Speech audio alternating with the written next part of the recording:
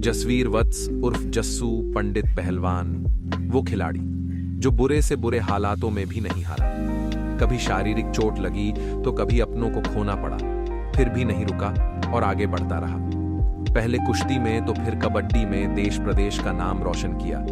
अब विदेशी सरजमी पर रहने वाले भारतीय व दूसरे मुल्कों के बच्चों को पारंपरिक कुश्ती व कबड्डी के गुर सिखा रहा है। जस्सू पंडित हरियाणा के बहादुरगढ़ इलाके के गांव सिद्दीपुर लोवा का निवासी है। साधारण परिवार में जन्मे जसवीर उर्फ जस्सू ने छोटी सी उम्र में ही पहलवानी शुरू कर दी थी। युवावस्था में आया तो अपनी प्रतिभा की छाप छोड़ने लगा। दंगलों से शुरू हुआ जस्सू की जीत का सिलसिला राष्ट्रीय और अंतर्राष्ट्रीय स्तर की कुश्ती प्रतियोगिताओं तक जा पहुंचा।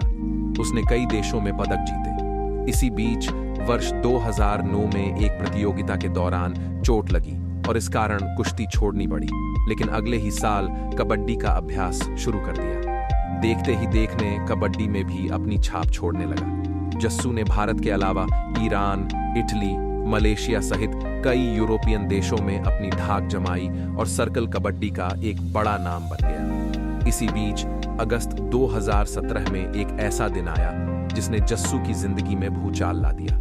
उस दिन जस्सू ने अपने बेटे और पिता को खो दिया। इस घटना ने जस्सू को तोड़ कर रख दिया और वह कई दिन तक घर में ही रहा।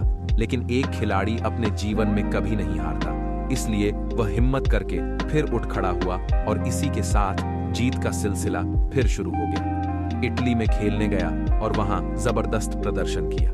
नई प्रतिभाओं को निखारने के लिए भी जस्सू ने खूब प्रयास किए और अपने गांव के बच्चों को कुश्ती, कबड्डी के गुर सिखाए। अब पिछले करीब 3 साल से वह कनाडा में पारंपरिक कुश्ती व कबड्डी को बढ़ावा दे रहा है।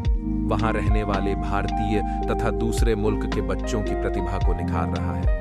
इतना ही नहीं, कई नामी खिलाड़ी भी उनके मार्गदर्शन में प्रैक्टिस करते हैं। खेल के प्रति उनके समर्पण को देखते हुए अक्सर उन्हें सम्मानित किया जाता है। हाल ही में न्यूजीलैंड में प्रशिक्षण देने गए जसवीर उर्फ जस्सू पहलवान को वहां की फेडरेशन ने गोल्ड कप से सम्मानित किया। जस्सू ने युवा पीढ़ी से अपील की है कि वे नशे सहित सामाजिक बुराइयों से दूर रहकर खेलों में भाग लें और राष्ट्र का नाम रोशन करें।